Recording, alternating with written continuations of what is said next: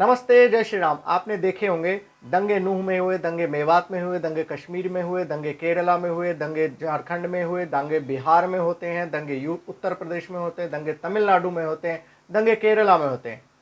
कहीं भी दंगे, मुसलमानों के द्वारा किए गए दंगे को आप रोक नहीं सकते। पुलिस रोक नहीं सकती, प्रशासन रोक नहीं सकती, सरकारें रोक नहीं सकती। और जिसके ऊपर आप सबसे ज़्यादा आप अपनी पलक पावरे बिछाए रहते हैं न्याय तंत्र पे, वो न्याय तंत्र भी संभवतः दंगे को नहीं रोक सकती है। अब आप सोच रहे हैं, जब ये सभी दंगे नहीं रोक सकते तो दंगे को रोका कैसे जाए, जो हिंदुओं को जान माल की समस्या हमेशा से बनी रहती है और हर कुछ अंतराल के बाद हर जगह दंगे होते रहते हैं। इन दंगों का रोकने का उपाय क्या हो सकता है? ये दंगे कभी रुक सकते हैं क्या? तो मैं कहना चाहूंगा ये दंगे रुक सकते हैं और इसका एक सटीक उपाय भी है। और सटीक उपाय के दो उदाहरण हैं। पहला उदाहरण आपने देखा होगा, आज 11 अगस्त 2023 की घटना है, जिनको 50 पंचायतों ने, हरियाणा के 3 जिलों के 50 पंचायतों ने मिलकर एक निर्णय दिया है। और निर्णय ये दिया है कि हमारे गांव में, हमारे आसपास, हमारे शहर में, हमारे जहां भी है, ना कोई अपने एक मुस्लिम एम्प्लॉय रखेगा अपने दुकानों में, अपने ऑफिसों में, ना ही हमारे आसपास कोई मुस्लिम सब्जी बेचने वाला, फल बेचने वाला आएगा। और ये कोई और नहीं, एक पंचायत निर्णय लेती है। और जब पंचायत ने निर्णय लिया है तो इस सरकार के लिए भी मान्य होता है। और पंचायत एक ऐसी चीज है और बहिष्कार एक ऐसी चीज है जिसको कोई भी रोक नहीं सकता। बहिष्कार केवल आज का नहीं, आप देखेंगे तो पूर्व में भी बहिष्कार एक बहुत बड़ा हथियार रहा था।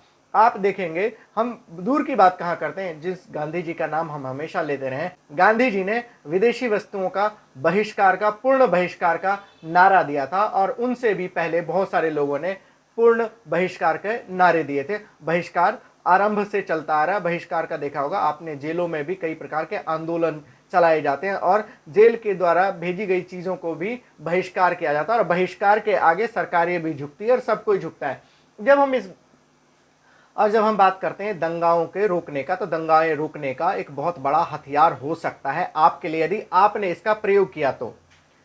कुछ उदाहरण है जिसको आप देखेंगे और समझेंगे तो आप कहेंगे कि वास्तव में ये एक सटीक तरीका है। जैसे क्या है कि अपने देश में इन दंगाइयों में जब इतने बच्चे पैदा करके भी नहीं कर पाए, इस देश को गजवाए हिंद नहीं बना पाए, तो उन्होंने क्या किया, अब बाहर से इंपोर्ट करना शुरू किया मुसलमान दंगाइयों का। इस दंगाइयों में जैसा कि आपने देखा होगा, नूह और मेवात में सबसे अधिक जो दंगाइयों का नाम आ रहा है वो बांग्लादेशी और रोहिंग्या मुसलमानों का। ये बांग्लादेशी और रोहिंग्या मुसलमान इसलिए लाए जाते हैं कि ये पलेंगे आपके टुकड़ों पे। मुसलमानों इनको बुलाएंगे तो जरूर, वहीं भारतीय मुसलमान इन मुसलमानों का कोई हेल्प नहीं करते, हेल्प आप ही करते हैं। और दंगे के लिए आप ही, यानी कि हिंदू ही प्रेरित करते हैं। दंगों के लिए इनको तैयार भी हिंदू ही करते हैं।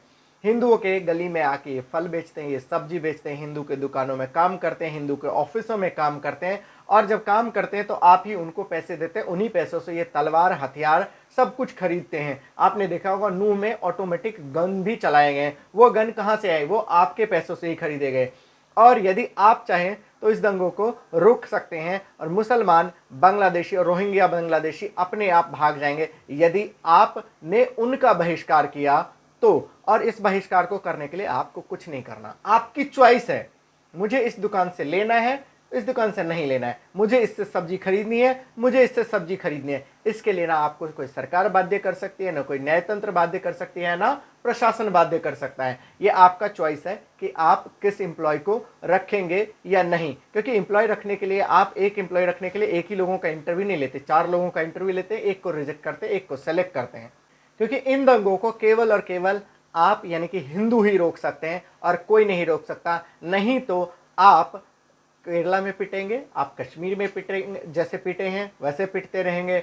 आप अन्य अन्य राज्यों में हर स्थानों पर आप पिटते रहेंगे। आपको न सरकार सहायता देगी, न कानून सहायता देगा, ना ही कोई और आके आपको सहायता देगा। कश्मीर में तो सेनाएं थी, सेना भी नहीं रोक पाई उन दंगों को। उन 3 लाख, 3.5 लाख हिंदुओं को सेना भी नहीं बचा पाई। बचाना और अपने आप को, आपको है, अपने भविष्य के, अपने बच्चों के भविष्य को आपको बचाना है। ये जी आज अब नहीं जगे तो आप कब जगेंगे? आप देखा होगा, आप कभी ना कभी आप पाकिस्तान से भाग के आ गए, आप बांग्लादेश से भाग के आ गए, आप अफगानिस्तान से भाग के आ गए, परंतु अब भाग के कहाँ जाएंगे? एक कहावत है, भागने वालों के लिए न जमी होती है न आसमां होती है। कहाँ तक भाग के जाएंगे आप? आपको हर जगह भगाए जा रहे हैं। आपके नाम के आगे जब तक राम श्याम अमित राहुल ये लगे रहेंगे तब तक आपको मारते रहेंगे, भगाते रहेंगे। कुछ लोग इनमें से ऐसा भी सोचते हैं कोई बात नहीं, जब ऐसी स्थिति आएगी तो मुसलमान बन जाएंगे। परंतु मैं ये कहता हूँ, आप मुसलमान भी बनेंगे तो कौन से मुसलमान बनेंगे? शिया बनेंगे, सुन्नी मार देंगे, सुन्नी बनेंगे, अहमदिया मार देंगे, अहमदिया बनेंगे, इस्माइली मार देंगे, इस्माइली बनेंगे, बरेलवी मार देंगे, बरेलवी बनेंगे, तो और कोई ना कोई फिरके मारते ही रहेंगे। जैसा कि आपने देखा होगा सभी मुस्लिम देशों में ऐसा होता ही रहा है। तो इसके लिए और इन दंगों को रोकने के लिए आपको कभी ना कभी तो जगना होगा। ये आपके ऊपर निर्भर करता है कि आप जगते हैं या गहन निद्रा में सोने का आनंद लेते हैं और अपने बच्चों के भविष्य को, अपने बच्चों को मरते हुए कटते हुए देखना चाहते हैं। ये आपके ऊपर डिपेंड करता है। मेरा आप सभी को लेके केवल इतना ही है कि सजग हो। मुसलमान भी अपने धर्म और अपने जाति के प्रति सबसे अधिक सजग है। उन्होंने देखा होगा ईद के दिनों में वो किसी भी हिंदू दुकानों से वो खरीदारी नहीं करते। वो किसी अन्य दिनों में भी वो बहुत देख कर, सजग होकर किसी से खरीदारी करते हैं। उनका है कौम के लिए, कौम के द्वारा कौम के लिए, यानी कि कौम से ही लेना है, कौम को ही देना है। अन्य लोगों से उनके पास जब तक ऑप्शन नहीं है तब तक वो आपसे खरीदते हैं, आपसे लेते हैं, आपके से कोई संबंध रखते हैं। यहाँ तक कि आपने रंग दे बसंती फिल्म देखा होगा। रंग दे बसंती फिल्म में जो हीरो होता है उसके पिता कहते हैं कि हमें काफिरों से दोस्ती नहीं करना चाहिए, यानी आप तो उनसे व्यापारिक और सामाजिक रिश्ता बनाते हैं, भाई की तरह मानते हैं, परंतु वो क्या कहते हैं कि काफिरों से दोस्ती तक नहीं करना, उनसे मिलना भी हराम है। यहाँ तक वो सोचते हैं। और आप बड़े चाव से उनकी बनाई हुई, थूकी हुई, पेशाब की हुई बिरयानियाँ बड़े चाव से खाते हैं। और आप बड़े ही चाव से उनके यहाँ से थूकी हुई सब्जियाँ बड़े चाव से ला के खाते हैं। उनके यहाँ से रोटियाँ जो थूक के बनाई हुई, कितने सारे वीडियोज़ आपके सामने आए हैं। इसके निमित्त मैंने कई वीडियोज़ भी बनाए हैं, उनको भी आप देख सकते हैं।